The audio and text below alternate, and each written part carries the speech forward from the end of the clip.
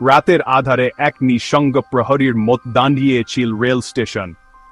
চারিদিকে এক অদ্ভুত নিস্তব্ধতা। বাতাসে এক অজানা রহস্যের গন্ধ। শুধু ঝিংঝিং পোকার ডাক আর দূর থেকে কুকুরের গেউ গেউ শব্দ ভেসে আসছিল। কাঠের বেঞ্চগুলো ধুলোয় মোড়া। মনে হচ্ছিল অনেক দিন কেউ এখানে বসেনি।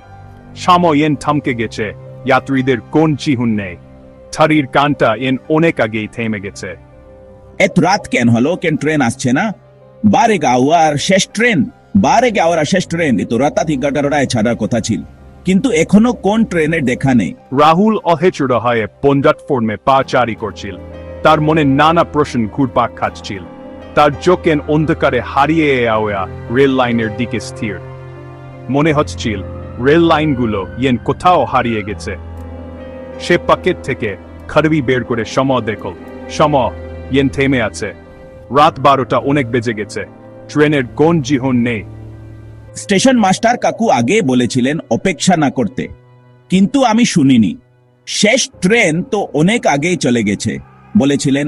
আর কোন ট্রেন নেই আজ রাতে, কিন্তু আমি আশা ছাড়িনি। কিন্তু আমার তো বারে হেঁটেই হবে। বাবা অপেক্ষা করছেন, আমি কি করব? কত দূর থেকে এসেছে সে। তার চোখে ক্লান্তির ছাপ, মনে ক্রাশ উদ্বেগ। রাস্তায় এত দেরি, এত অচেনা বাধা। প্রতিটি পদক্ষেপ আরো ভারী হয়ে উঠছে।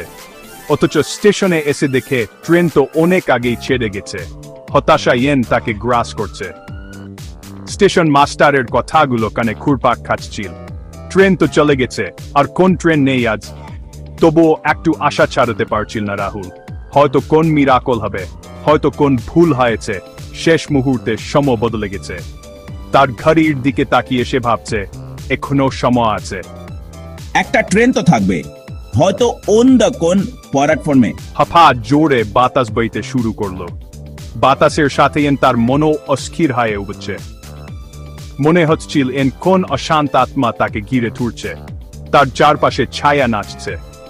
বাতাসে ভেসে আসছিল আসন্ন বৃষ্টির ঘ্রাণ, আর সাথে আরো কিছু একটা অদ্ভুত ধাতব গন্ধ। আর মানে বুঝতে পারছিল না রাহুল। তার মনে অজানা শঙ্কা। ঠান্ডায় কাঁপতে কাঁপতে সে জ্যাকেটের কলার বোতাম বন্ধ করে নিল। শীত তার শরীরের প্রতিটি কোষে ঢুকে আসছে। স্টেশনের আলো ঝাপসা হয়ে আসছিল। প্ল্যাটফর্মে আলো আন্ধারের খেলা। আলো তার আশার হতাশার প্রতীক। ওদি স্টেশন মাস্টারের কথা সত্যি হয়। ওদি আর কোন ট্রেন না আসে, ওদি আজ রাতে আর কোন ট্রেন না থাকে, তার রাতরা কি এখানে শেষ? একটা অজানা ভয় তার মনকে গ্রাস করছিল। তার মনে প্রশ্ন, এখন কি হবে? তাকে যেতে হবে বার্গ, আর আজ রাতেই যেতে হবে। সময় তার শত্রু হয়ে দাঁড়িয়েছে। সন্দেহের মেঘ ঘনিয়ে আসছিল রাহুলের মনে। হঠাৎ একটা কর্কশ পুষ্পর তাকে ভয় পাইয়ে দিল। কাউকে অপেক্ষা কর যাবো। রাহুল ঘুরে দাঁড়িয়ে দেখতে পেল একটা লোক আধার থেকে বেরিয়ে আসছে। বদ্ধ এক মানুষ। মুখখানা সময়ের খোদাইয়ের লেখা। চোখ দুটো অদ্ভুতভাবে ঝিলিক দিচ্ছে। আমি 12 শেষ ট্রেনের অপেক্ষা করছি। স্টেশন মাস্টার বলেছেন ট্রেন তো ছেড়ে গেছে, কিন্তু বৌদ্ধের রহস্যময় কথা শুনে রাহুলের চিন্তা কামার বদলে আরো বেড়ে গেল। সে ভাবছিল বৌদ্ধকে একজন নিরীহ পাগল ভেবে উপেক্ষা করে, কিন্তু বৌদ্ধের আচরণে, চোখের ঝিলিকে এমন কিছু একটা ছিল যা রাহুলকে আটকে রাখল। মানে কি বলছেন? কি জিনিস? বৌদ্ধ একটা ধীর হাসি হাসলেন। হাসিটা ঠোঁটের কাছে আটকে গেল, চোখে পকছাল না। তিনি রাহুলের কাছে এগিয়ে এসে বললেন, তার কথা বাতাসের শব্দের সাথে মিশে আসছিল। এই স্টেশনের কিছু রহস্য আছে। এমন সব ট্রেন এখানে আসে আর নাম কোন সময়সূচিতে নেই। নিজের ইচ্ছে মত চলে, যাত্রীদের নিয়ে আয় অজানা কোন স্থানে। রাহুলের শরীর শিউরে উঠল।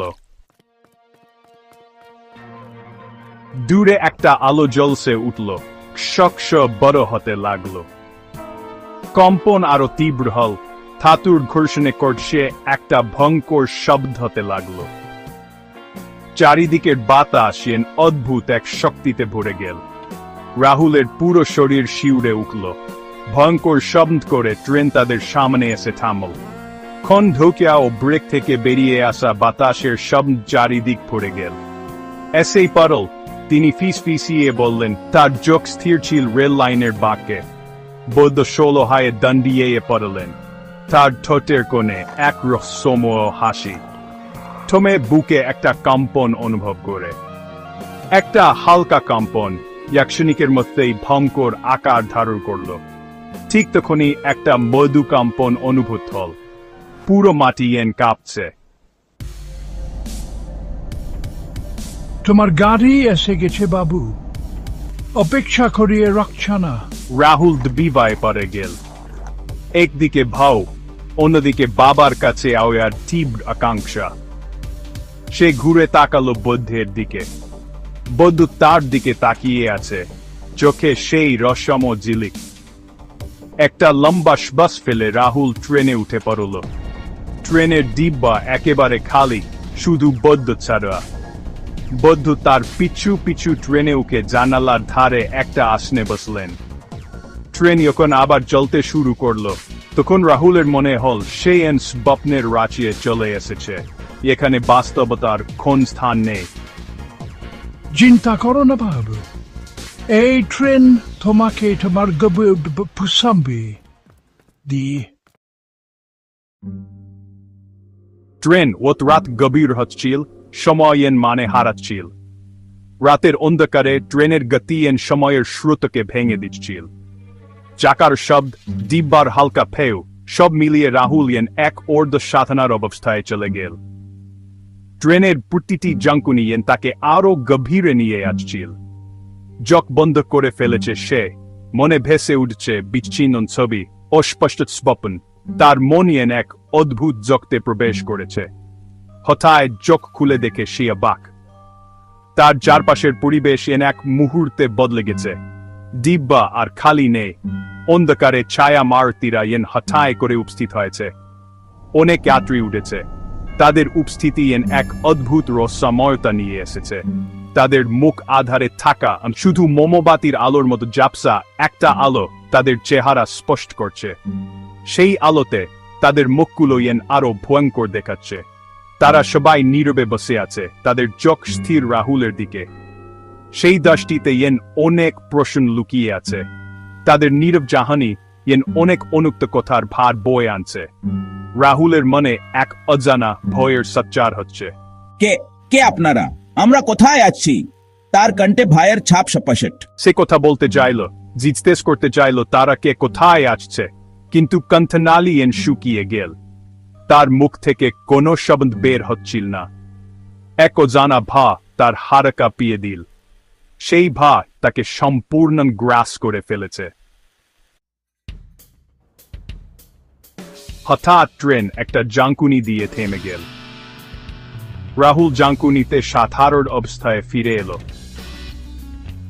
সব ছায়া ছায়া মানুষ তাকে ঘিরেছিল, তারা কোথায় অন্তর্ধান হয়ে গেল। সে আবার একলা হয়ে গেল ডিব্বা। বুদ্ধ দরজার কাছে দাঁড়িয়ে আছেন। জানালা দিয়ে আসা চাঁদের আলো তার ছায়া পড়েছে প্ল্যাটফর্মে। রাহুল বুদ্ধের পিছু পিছু ট্রেন থেকে নেমে পড়ল। তার পা দুটো কাঁপছে। সে এক অচেনা উলজাত ফর্মে। চারিদিক ক্ষণ কুয়াশায় থাকা সব শব্দ, সব আলোকে গিলে খেঁচছে। কোথায়? আমরা কোথায়? কিন্তু বুদ্ধ তো নেই। হঠাৎ জুড়ে বাতাস বইতে শুরু করলো। বাতাসের সাথে বেশি আসছে একটা বেসুরো সুর। অতীতের কোন সম্মতি তাকে হাতছানি দিচ্ছে। এবং তখনই রাহুল দেখতে পেল একটা সাইনবোর্ড।